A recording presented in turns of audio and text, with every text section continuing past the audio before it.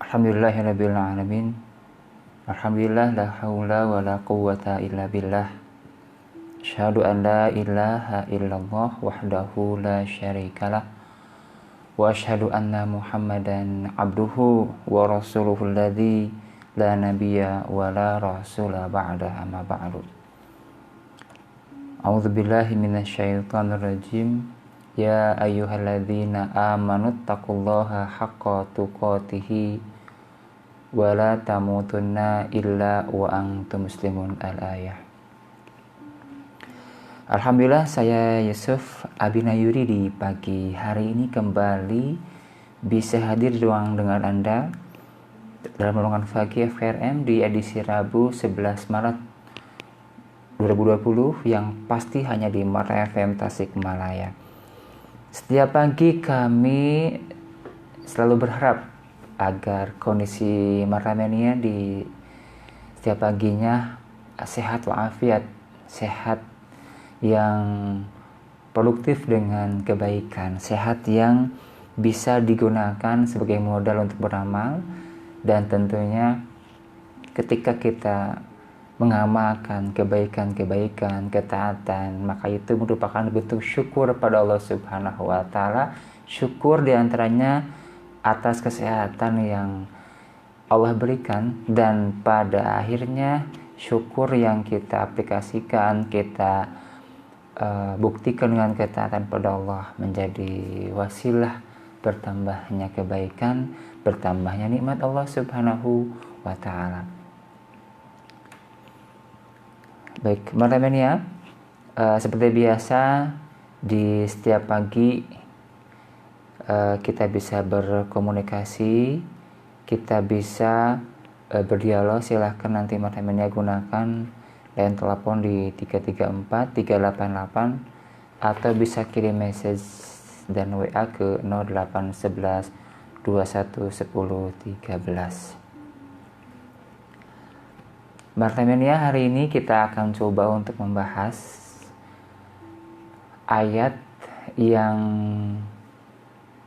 oleh Allah diibaratkan sebagai jual beli.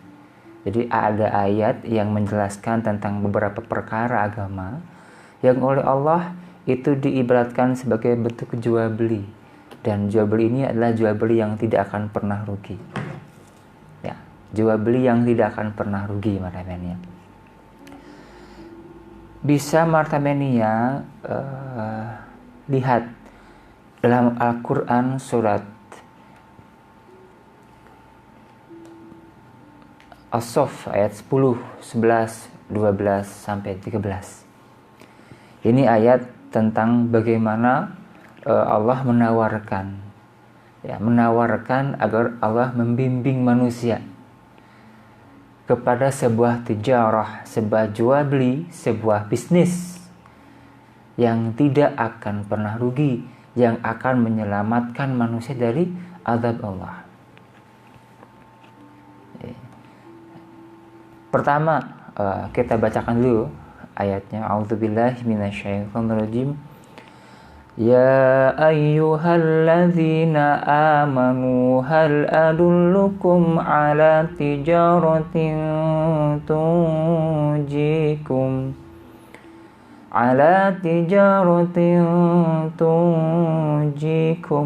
min azabin alim. Wahai orang-orang yang beriman.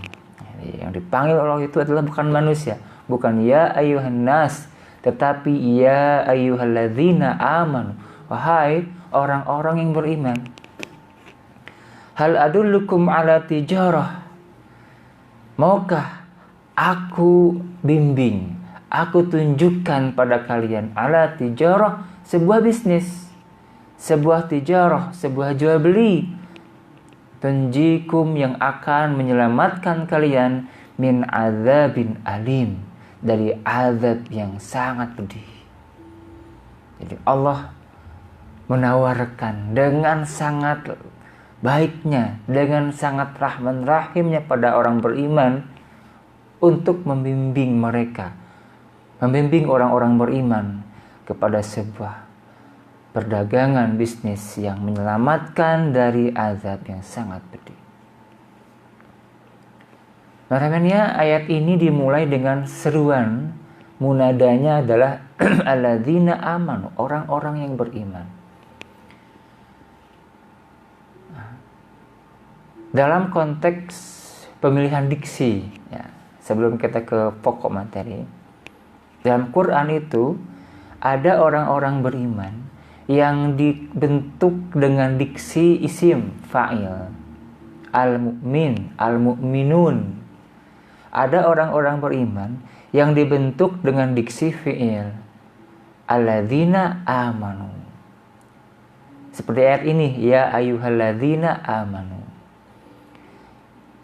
Dalam beberapa literatur, para ulama bahasa itu ada yang menerjemahkan ataupun memberikan sebuah makna bahwa ketika Allah menyebutkan orang beriman dengan kalimat fi'il, ya ayyuhalladzina amanu, alladzina amanu, orang-orang beriman, maka itu menunjukkan lit tajaddud, keimanan yang memerlukan pembaharuan, keimanan yang memerlukan tes, ya, peningkatan kualitas keimanan.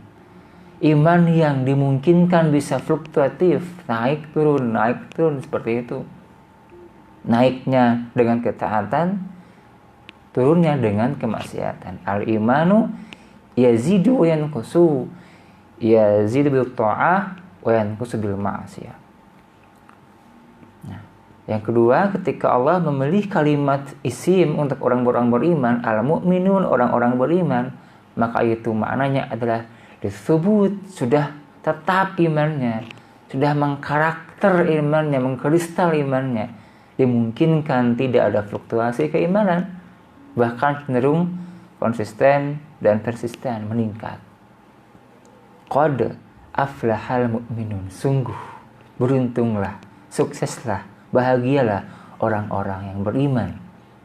Al-mu'minun, orang-orang beriman, alladzina amanu, orang-orang beriman. Bedanya adalah tadi, al-mu'minun disebut tetap imannya, dimungkinkan konsisten dan persisten. Kalau alladzina amanu litajaddud, perlu pembaruan, perlu peningkatan kualitas imannya lagi. Nah, yang Allah panggil dalam ayat ini adalah ya ayyuhalladzina amanu, wahai orang-orang yang beriman, litajaddud, yang imannya perlu peningkatan. Maka biasanya maknanya ketika ada kalimat alladzina amanu, maka setelahnya selalu biasanya ada syariat-syariat yang harus dijalankan sebagai wujud manifestasi iman yang dia miliki. Bohong orang-orang yang mengaku iman tapi prakteknya jauh dari keimanan yang dia akui. Bohong orang-orang yang mengakui iman pada Allah tapi pada faktanya ibadah masih malas. Kenapa? Orang munafik pun beribadah, maknanya ya. Orang munafik pun berjamaah ke masjid loh, maknanya. Ya. Dari mulai sholat yang wajib kepada hal-hal yang lain yang juga sifatnya wajib, itu mereka mengerjakan loh, maknanya. Sholat 5 waktu mereka mengerjakan di masjid berjamaah bersama Nabi dengan para sahabat yang lain. Apa pembedanya? Apa diferensiasinya sholat orang munafik dan sholat orang-orang beriman? Maknanya. Nah, perbedaannya adalah di amaliyah di motif amalnya apa? Maka orang munafik motif amalnya adalah agar tidak ketahuan, ya, kebangkangan mereka pada syariat oleh para sahabat, oleh Rasul, agar gak ketahuan. Maka mereka berpura-pura lah, bermuka dua lah mereka. Di hadapan Rasulullah dan kaum muslimin mereka beriman, mereka berislam gitu, menjalankan syariat. Di belakangnya mereka kemudian membangkang. Orang munafik pun sholat, teman-teman ya. Hanya mereka merasa berat sholatnya, merasa malas sholatnya. Artinya apa, teman-teman ya? Artinya ketika ada orang mengakui dirinya seorang beriman pada Allah Subhanahu wa Ta'ala, tetapi ternyata pada prakteknya masih ada rasa malas untuk menjalankan syariat, bahkan menolak syariat Allah Subhanahu wa Ta'ala, maka itu imannya bisa dikatakan iman seperti orang munafik. Dan ini logis, teman-teman ya. Kenapa Allah memberikan syariat ibadah pada kita? Logis, teman-teman ya. Allah berikan kenikmatan, Allah berikan rezeki yang sangat melimpah, Allah berikan nyawa buat kita, Allah berikan tubuh buat kita yang lengkap. Maka Allah minta pada kita agar kita kemudian mulang terima, memberikan timbal balik positif bagi Allah Subhanahu wa Ta'ala. Dengan apa caranya? Dengan ibadah. Kalau malas, berarti kita tidak mulang terima. Gitu, teman-teman. Sederhana seperti itu. Nah, kemudian ketika ada kalimat ini, alladzina amanu, maka ada syariat. Apa fungsinya? Litajadud, untuk meningkatkan, memperbaharui imannya. Nah, ayat ini, teman-teman ya, mengajarkan bahwa di antara tajadud, di antara proses pembaharuan iman kita agar senantiasa konsisten, persisten, meningkat terus adalah tijarah, perdagangan, bisnis, tunjikum min azabin alim, yang menyelamatkan dari azab yang sangat pedih. Nah, kita teman-teman ya. Jadi hanya orang berimanlah yang akan kemudian menyanggupi tawaran Allah ini untuk membimbing pada sebuah tijarah. Apa itu? Tu'minuna billahi wa rasulih, beriman kepada Allah dan Rasulnya. Itu pertama. Wa tujahiduna fi sabilillahi bi amwalikum wa anfusikum, dan berjihad di jalan Allah dengan dua media, dengan amwal kita, dengan harta kita, wa anfusikum, dan juga jiwa kita, raga kita. Zalikum khairul lakum in kuntum ta'lamun, itu lebih baik bagi kalian jika kalian mengetahui. Makanya ya, ternyata oleh Allah yang disebut dengan bisnis yang akan menyelamatkan dari azab yang sangat pedih, azab yang diyakini oleh semua kecuali oleh orang-orang yang tidak beragama. Akan ada azab yang fakta nanti terjadi setelah dunia berganti jadi akhirat. Pasti akan terjadi, ada azab, ada pahala, ada azab, ada neraka, ada surga, begitu. Semua orang yakin, maramennya. Saya sangat yakin, semua orang yakin bahwa azab itu ada pada hari akhirat kelak. Bahkan jangan akhirat, maramennya, selama dunia pun azab itu ada. Nah, yang pertama adalah tu'minuna billahi wa rasulah, beriman pada Allah dan Rasulnya. Yakin akan eksistensi Allah dengan segala sifatnya, dengan segala perbuatannya. Yakin pada Allah Subhanahu wa Ta'ala. Ini tijarah yang menyelamatkan dari azab yang sangat pedih. Maknanya adalah, maknanya tauhid itu fundamental. Dalam segala apapun, tauhid itu harus dimiliki oleh kita, maknanya. Hatta dalam urusan bisnis yang sebenarnya pun, Anda pengusaha, Anda harus punya tauhid. Ketika Anda berbisnis, berusaha, dan tidak punya tauhid, labil psikologisnya, labil pikirannya. Kenapa? Karena dunia bisnis itu nggak seperti yang dia bayangkan sangat indah, tidak. Karena biasanya orang melihat orang bisnis itu hanya melihat hasilnya saja. Wah, rumahnya besar, gitu ya, pakaiannya juga bagus-bagus, misalnya begitu ya. Kendaraannya berjejer banyak.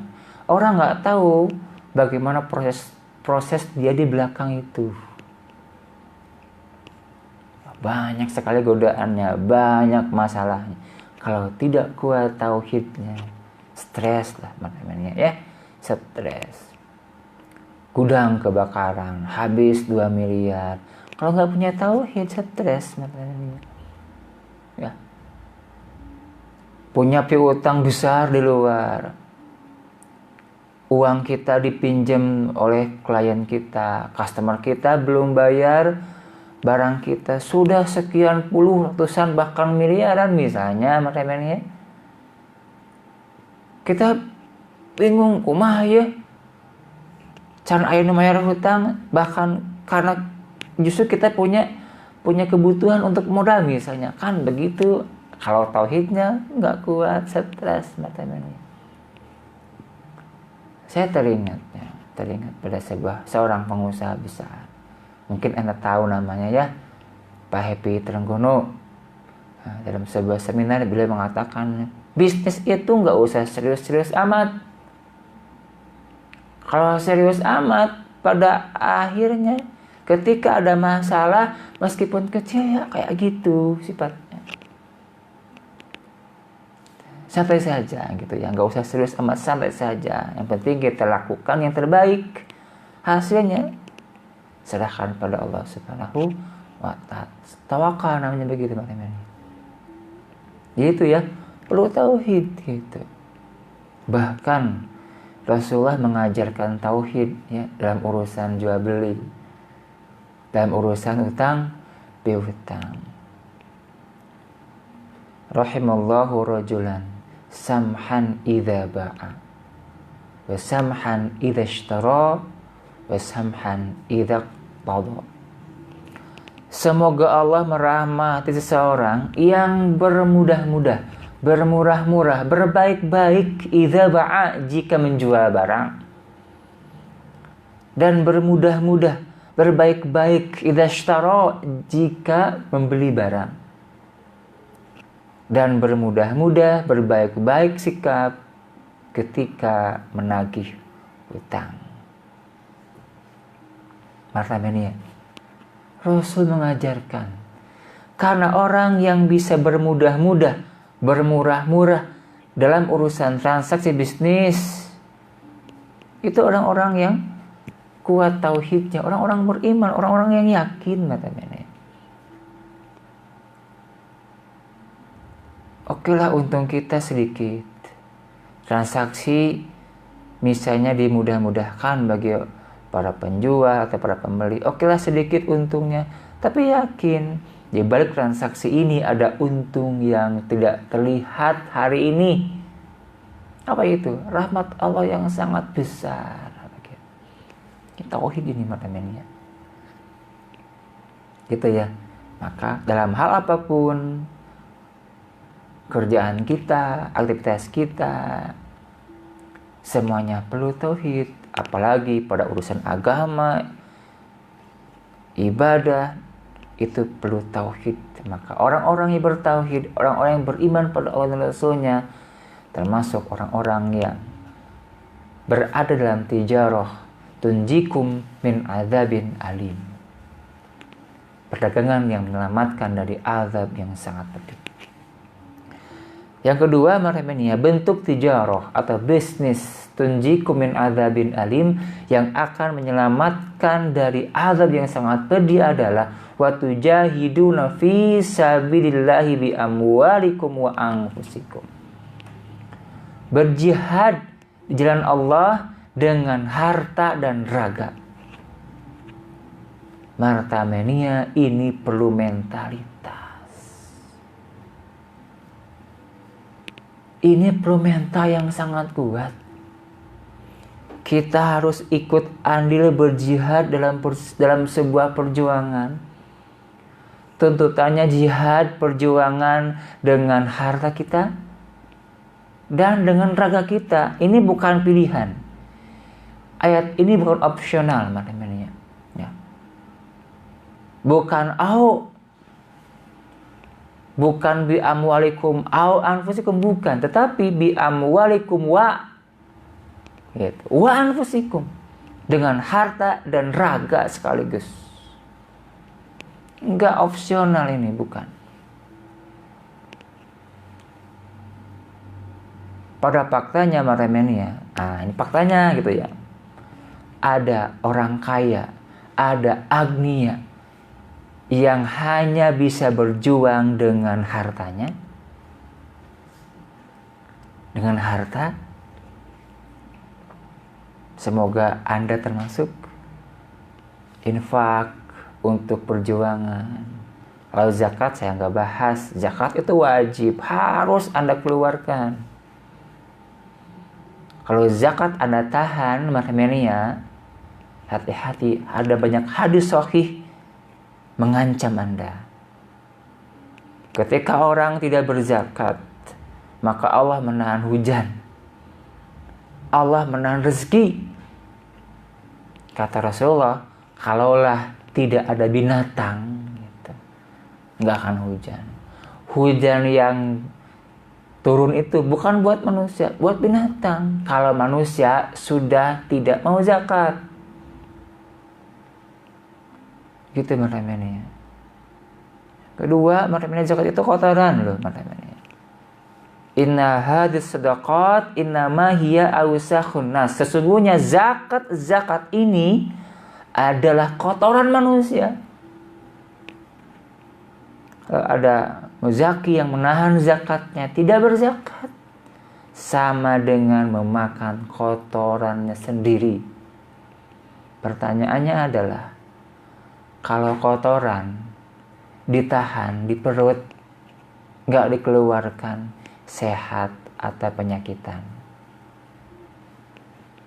Kalau zakat diibaratkan kotoran oleh Rasul, dan zakat ditahan, nggak dikeluarkan, sehat atau penyakit.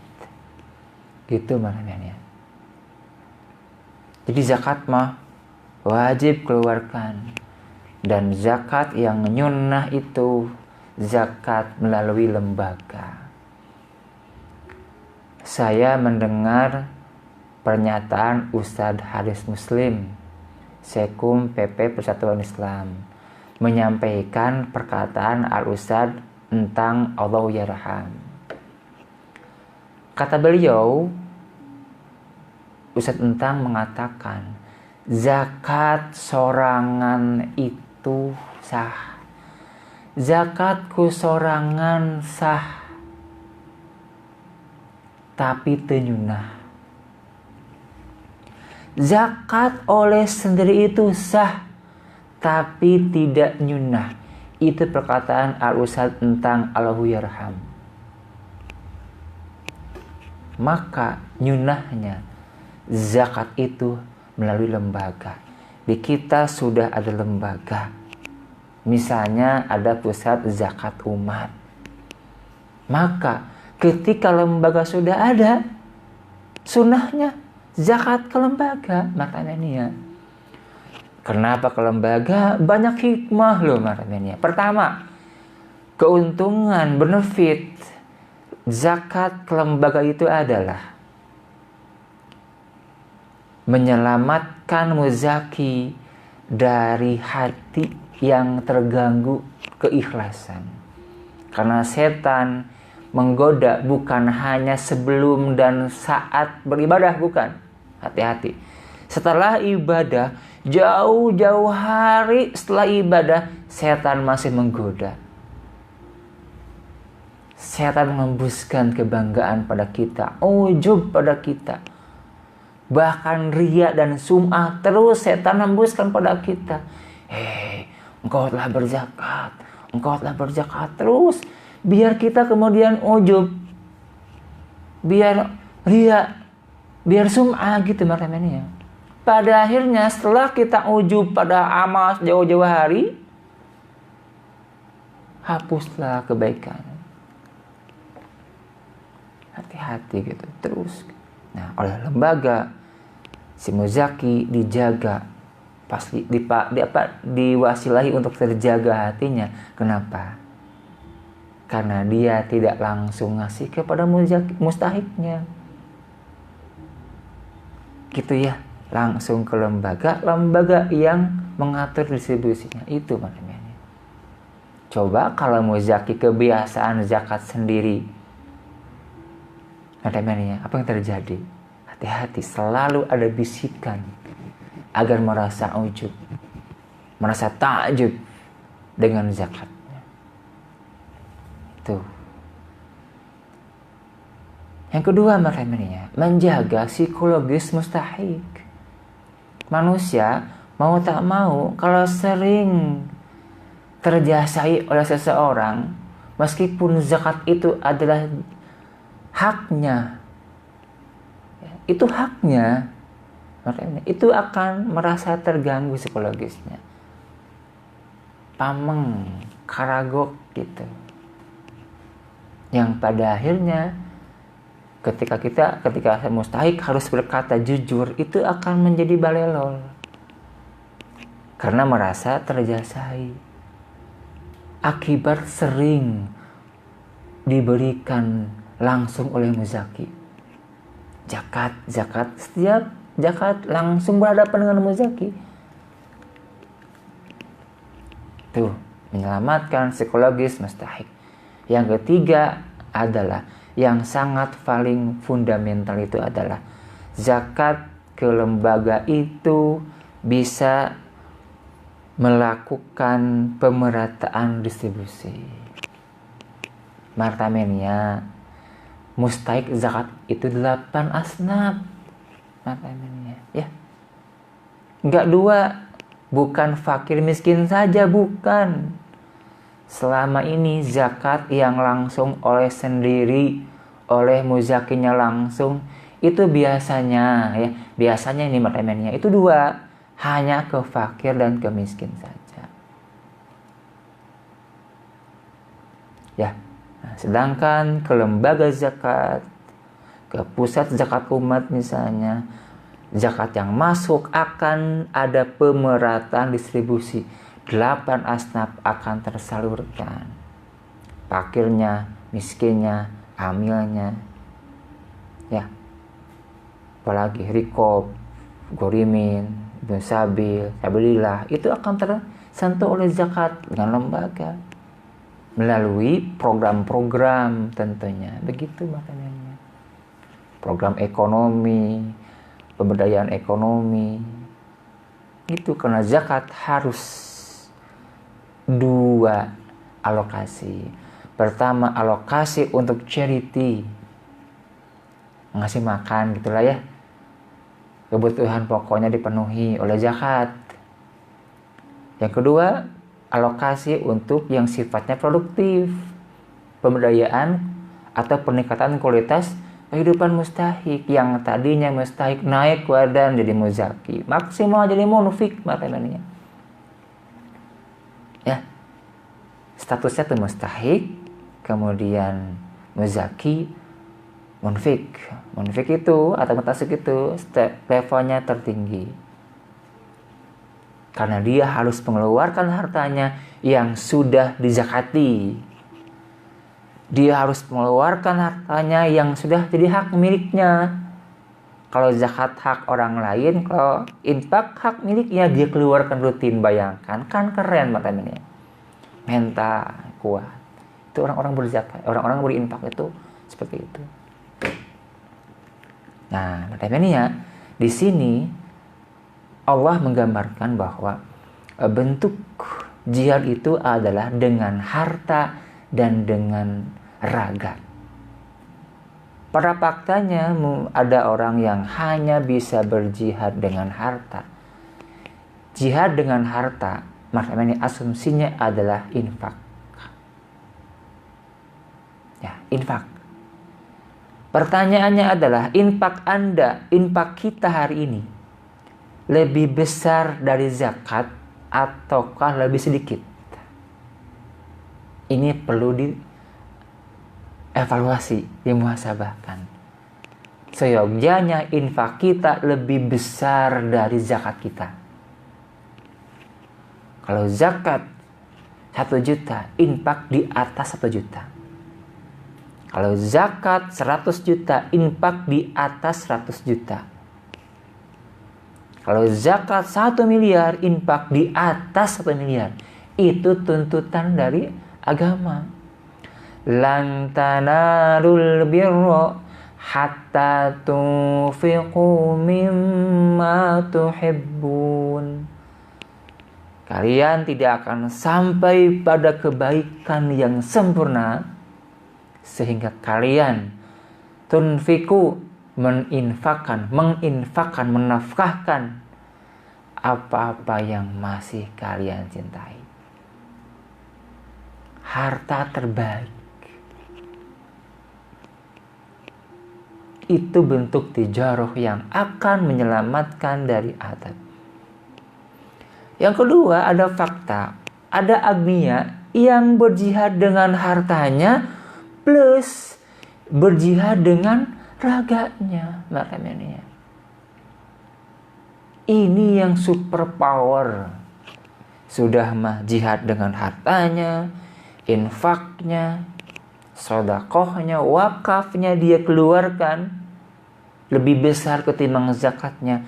Dia pun ikut berjuang dengan tubuhnya, dengan raganya, dengan dirinya. Terjun langsung ke lapangan jihad. Ini keren maknanya. Gitu maknanya. Coba anak sesekali ikut andil langsung dengan diri Anda ke dalam medan perjuangan. Saya yakin Anda akan terasa sangat nikmat. Coba aja maknanya, ya. Coba aja. Sesekali ikut langsung terjun dalam medan perjuangan. Bukan, kita jangan merasa, mentang-mentang punya uang, udahlah pakai uang aja jihadnya. Enggak. Kalau ada kesempatan momentum, maka ikut andillah. Berjuang dengan harta Anda langsung dan dengan diri Anda langsung terlibat di medan perjuangan. Nikmat maknanya, silakan coba rasakan. Nah, maknanya ini lebih baik kata Allah. Dzalikum khairul lakum in kuntum ta'lamun. Ini lebih baik bagi kalian jika kalian mengetahui. Artinya apa? Kalau orang-orang sudah paham pada agama, sudah tahu pada syariat, maka dia tidak akan pernah ragu untuk berjihad di jalan Allah dengan hartanya, dengan raganya. Gitu maknanya ya. Di 2 poinnya yang Allah sebutkan. Pertama, tijarah, bisnis yang tidak akan rugi atau bisnis yang menyelamatkan dari azab itu adalah beriman pada Allah dan Rasulnya. Kedua, berjihad di jalan Allah dengan harta dan dengan jiwa sekaligus.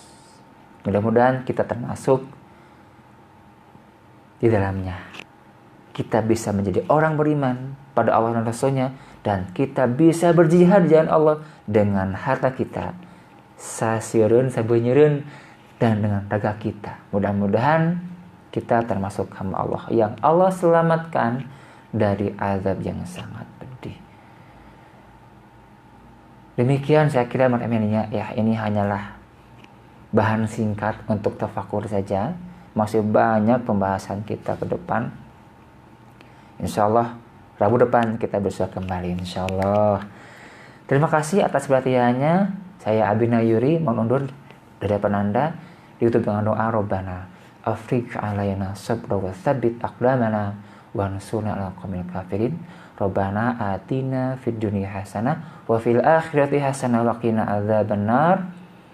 Aqulu qouli hadza wa astaghfirullaha minkum. Wassalamualaikum warahmatullahi wabarakatuh. Kami isi udara dengan dakwah. Terima kasih sudah mengikuti Turnuhun Facebooker.